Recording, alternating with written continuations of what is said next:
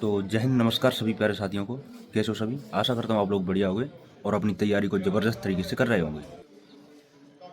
और कल मैं लाइव आया था, लाइव सेशन किया था कल मैंने संडे को, तो जिसमें आपके सारे डाउट्स थे वो मैंने सारे क्लियर किए। आपने जो आपने डाउट्स बताए वो मैंने सारे क्लियर किए। CAPF HCM के रिगार्डिंग, ऐसे स्टेनो के बारे में जो भी आपने क्वेरीज, जो भी आपके डाउट्स थे वो सारे मैंने क्लियर किए। और हम प्लान रखते हैं अगले संडे का। अगले संडे में फिर दोबारा लाइव आऊँगा और आप ज़्यादा से ज़्यादा जुड़ना और अपने जो डाउट्स हैं वो आप बताना। मैं उनको एक एक करके सभी को क्लियर करता जाऊँगा जी। आज वीडियो लाने का मेरा मकसद एक ही है कि मॉक टेस्ट में स्कोर कैसे बढ़ाएं, या हमारे मार्क्स नहीं आ रहे, मेरे कैसे आउट ऑफ 20 आए थे हर सब्जेक्ट में। मेरे हिंदी में 20 आउट ऑफ 20 मार्क्स थे, मैथ्स में 20 आउट ऑफ 20 मार्क्स थे, बाकी और 18 और 17 थे। ऐसे करके पांचों सब्जेक्ट में ऐसे करके मेरे रॉ स्कोर 85 बना था। और जैसा कि मैंने आपको पिछली वीडियो में बताया था, मेरा टोटल जो स्कोर बना था आफ्टर नॉर्मलाइजेशन वो मेरा 94.6 मार्क्स बने थे। तो ये स्कोर आप कैसे प्राप्त कर सकते हो, आप कैसे ला सकते हो ये स्कोर, इस वीडियो के माध्यम से हम इसी बारे में आपके साथ डिस्कस करेंगे। तो आपके जो भी और भी डाउट्स हैं तो वो आप कमेंट सेक्शन में लिख देना, मैं एक एक करके सबका रिप्लाई करूँगा आपका। तो चलिए वीडियो स्टार्ट करते हैं।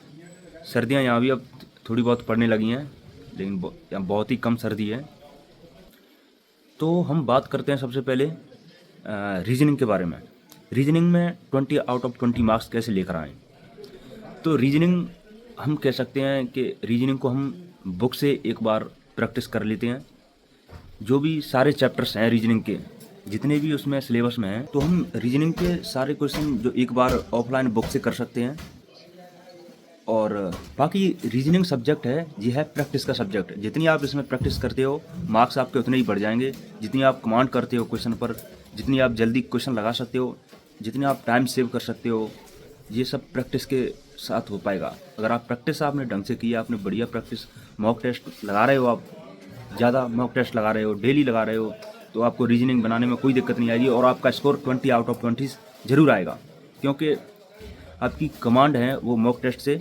मैं बार बार यही बोलता हूँ, हर वीडियो में मैंने यही बात की है, ये आपके मार्क्स बढ़ेंगे तो केवल और केवल मॉक टेस्ट से बढ़ेंगे। बाकी मॉक टेस्ट के बिना आपके मार्क्स बिल्कुल भी नहीं बढ़ सकते। आप ऑफलाइन कितना भी देखते रहिए, आप वीडियोज कितनी भी देखते रहिए, आपके मार्क्स बिना मॉक टेस्ट के इंक्रीज नहीं होंगे, ये क्लियर है। तो आपको जितनी हो सके रीजनिंग के वो चैप्टर वाइज टेस्ट होते हैं टेक्स्ट बुक में, वो लगाइए। रीजनिंग के चैप्टर वाइज लगाइए पहले। चैप्टर वाइज के बाद फुल जो रीजनिंग का पूरा सिलेबस है 20 क्वेश्चन वाला, वो लगाइए। इससे आपकी प्रैक्टिस बढ़िया हो जाएगी और आपकी क्वेश्चन पे कमांड बन जाएगी। आप जल्दी क्वेश्चन बना पाओगे और जितना आप जल्दी टाइम सेव कर पाओगे उतना ही आपको एग्जाम हॉल में स्ट्रेस कम होगा। अगर आप एक क्वेश्चन के पीछे अटके रहते हो और उसको 5 या 10 मिनट उस क्वेश्चन में लगा देते हो, तो यहीं आपका स्ट्रेस क्रिएट होता है दिमाग में, वहीं पूरा एग्ज़ाम ख़त्म हो जाएगा और आपको पता भी नहीं चलेगा। स्ट्रेस में एग्ज़ाम का टाइम निकल जाएगा, आपको बिल्कुल भी पता नहीं लगेगा और आप एग्ज़ाम से बाहर हो जाओगे, आप उस दौड़ से बाहर हो जाओगे। जितनी आप मेहनत कर रहे हो वो सारी एक तरफ धरी रह जाएगी। तो इसीलिए एक क्वेश्चन पर ज़्यादा टाइम न दो। अगर नहीं आ रहा तो अगले क्वेश्चन पर स्किप करके दूसरे क्वेश्चन पर बढ़ जाइए, क्योंकि एक क्वेश्चन आपको तय नहीं करेगा आपका सिलेक्शन। बाकी के आपके जो आ रहे हैं उनको करिए पहले। एक ही क्वेश्चन के पीछे 10 या 5 मिनट मत बिगाड़ना, नहीं तो ये स्ट्रेस क्रिएट कर देता है एग्ज़ाम हॉल में और आपका जो एग्ज़ाम है वो ख़राब हो जाएगा और आप दौड़ से बाहर हो जाओगे। यही कहने का मतलब है मेरा। एक ही क्वेश्चन पर 5 या 10 मिनट मत बिगाड़ो। अगर एक बार में नहीं आ रहा, दोबारा ट्राई करिए, शॉर्ट टाइम में दोबारा ट्राई करिए। लेकिन वहीं आपको लग रहा है कि आज ज़्यादा टाइम कंज्यूम कर रहा है, नहीं बन पा रहा है, तो उसको स्किप करके नेक्स्ट क्वेश्चन की तरफ जाइए, ये बेस्ट रहेगा आपके लिए। फिर हम बात करते हैं मैथ्स के बारे में। मैथ्स में क्या करना है। मैथ्स में सेम कंडीशन है, ये भी आपका प्रैक्टिस का है। जितनी आप मॉक टेस्ट में प्रैक्टिस करोगे उतना ही आप क्वेश्चन बना पाओगे। इसमें जितने आप मॉक टेस्ट लगाओगे, आपका सिलेबस कंप्लीट नहीं हुआ, मान के चलते हैं आपका सिलेबस कंप्लीट नहीं हुआ, आपका आधा सिलेबस कंप्लीट हुआ है। अगर आपका आधा भी सिलेबस कंप्लीट हुआ है, आप सिलेबस को कर रहे हैं डेली, फिर भी आप मॉक टेस्ट साथ में लगाते रहिए। अगर आप मॉक टेस्ट साथ में लगाते रहोगे तो आपकी हैबिट बनी रहेगी क्वेश्चन पेपर को अटेम्प्ट कैसे करना है, टाइम कंज्यूम कैसे करना है। जो नहीं आ रहा उसको स्किप कर दो, जो क्वेश्चन आपसे नहीं बन रहा, जो आपके सिलेबस में नहीं कर पाया जिस क्वेश्चन का, या नहीं आपको कहने का मतलब नहीं आ रहा वो क्वेश्चन, तो आपको स्किप करके दूसरे क्वेश्चन की तरफ जाइए। ये मैं आपको ऐसी बातें बता रहा हूँ जो आपको ध्यान रखनी चाहिए, बिल्कुल ध्यान रखनी चाहिए, नहीं तो सिलेक्शन और कैसे नहीं हो पाता सिलेक्शन। यही कंडीशन है जो मैं बता रहा हूँ, इस पर ज़्यादा फोकस करिए आप प्लीज़। बाकी आप हिंदी का आप प्रैक्टिस सेट लेते रहिए। अगर आपका एक बार सिलेबस कंप्लीट हो गया है हिंदी का, तो इतनी हार्ड हिंदी नहीं आती, इसमें इतना ज़्यादा संधि विच्छेद नहीं पूछा जाता इसमें।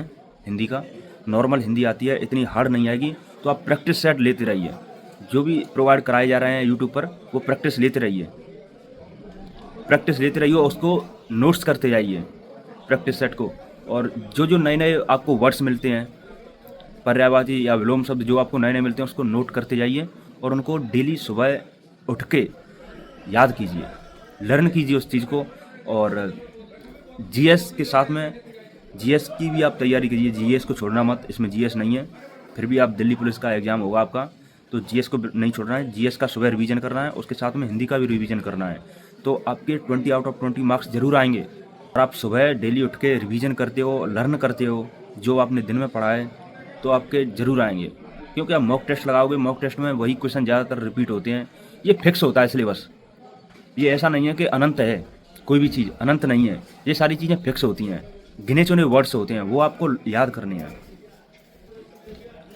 गिने ही चुने वर्ड्स होते हैं, जो विलोम शब्द, पर्यायवाची या जो भी हैं, वो गिने चुने वर्ड्स होते हैं, वो आप लर्न कर लीजिए। बाकी क्लरिकल एप्टीट्यूड तो आपका इसमें बन ही जाएगा 20 नंबर का। क्लरिकल एप्टीट्यूड में आप बनाने में कुछ समस्या नहीं आएगी, क्योंकि रीजनिंग जैसा ही है वो क्लरिकल एप्टीट्यूड, थोड़ा चेंज है उसमें, लेकिन आप उसको ईजिली बना लोगे, आपको भी पता होगा, उसको आप कर सकते हो। उसमें 20 आउट ऑफ 20 स्कोर करना बहुत ही आसान है, वो आपके स्कोर को इंक्रीज करेगा क्लरिकल एप्टीट्यूड। अगर आपके मैथ्स या रीजनिंग में आपके मार्क्स थोड़े बहुत कट रहे हैं, 1-2 मार्क्स कट रहे हैं उसमें, तो वो आपकी भरपाई ये क्लरिकल एप्टीट्यूड करेगा, क्योंकि इसमें आप पूरा स्कोर कर सकते हो। 20 आउट ऑफ 20 स्कोर करने वाला सब्जेक्ट है ये आपका। 1-2 क्वेश्चन जीएस के आएंगे, क्योंकि आप दिल्ली पुलिस की भी तैयारी कर रहे होगे आप, तो जीएस के 1-2 क्वेश्चन आएंगे क्लरिकल एप्टीट्यूड के अंदर, और 1-2 इंग्लिश के आएंगे, वो भी नॉर्मल आएंगे, एंटोनिम सिनोनिम्स आएंगे, वो नॉर्मल आप बना सकते हो, इतने हार्ड नहीं आते, तो कोई दिक्कत नहीं होने वाली आपको, आप ईजिली 20 आउट ऑफ 20 स्कोर कर सकते हो। और जो भी भाई कैटेगरी की बात करते हैं, कल मैं लाइव आया तो कल एक भाई बोल रहा था मैं ऐसी कैटेगरी से हूँ, मेरे 65 आ रहे हैं। आप कैटेगरी का दिमाग रखते हो, इसीलिए आपका सिलेक्शन नहीं हो पाता। आपको दिमाग से कैटेगरी आपकी जो भी है उसको हटा देनी है, बस मार्क्स पे फोकस करना है कि मेरे कितने मार्क्स आ रहे हैं। जो भाई कैटेगरी या एससी कैटेगरी या एसटी कैटेगरी से है, वो दिमाग में रखता है मेरा कम पे सिलेक्शन हो जाएगा, तो ये अपने दिमाग में ये वो पाल लेता है ये चीज़, उसी प्रकार उसी के नंबर, इसी वजह से उसके मार्क्स कम आते हैं, क्योंकि उसने वो दिमाग में फिक्स कर लिया कि इतनी कट ऑफ जाती है। तो ये दिमाग में कृपया करके कैटेगरी के बारे में मत बिठाइए, अपना स्कोर के बारे में सोचिए, आप ज़्यादा से ज़्यादा कितना स्कोर कर सकते हो। तो हमने बात की रीजनिंग के बारे में, बात की मैथ्स के बारे में, बात की कैसे आउट ऑफ 20 मार्क्स लेकर आएँ, और हिंदी के बारे में बात की, क्लरिकल एप्टीट्यूड के बारे में बात की। अब बचा कंप्यूटर में हम कैसे 20 आउट ऑफ 20 मार्क्स लेकर आएँ। कंप्यूटर में अगर आपका सिलेबस नहीं हुआ है तो कृपया करके उससे जल्दी से जल्दी सिलेबस कंप्लीट कीजिए, और नोट्स करते जाइए और उनको लर्न करते जाइए। अगर आपका सिलेबस कंप्लीट हो गया है तो आप ज़्यादा से ज़्यादा मॉक टेस्ट लगाइए, प्रैक्टिस सेट लगाइए, कंप्यूटर के लगाइए, जहाँ भी आपको कुछ भी मिले कंप्यूटर का वो लगा दीजिए।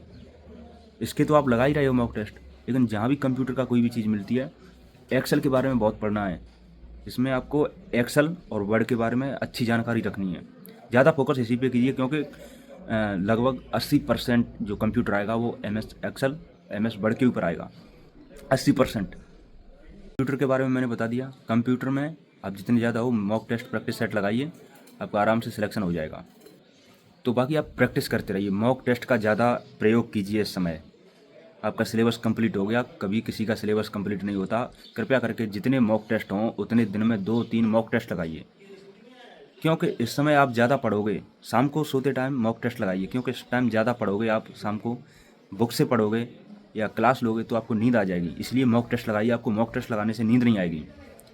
तो वीडियो को हम यहीं समाप्त करते हैं। अपना स्कोर कमेंट सेक्शन में ज़रूर लिखो, और मैं कट ऑफ वीडियो लेकर आऊँगा ज़रूर। जय हिंद सभी भाइयों को।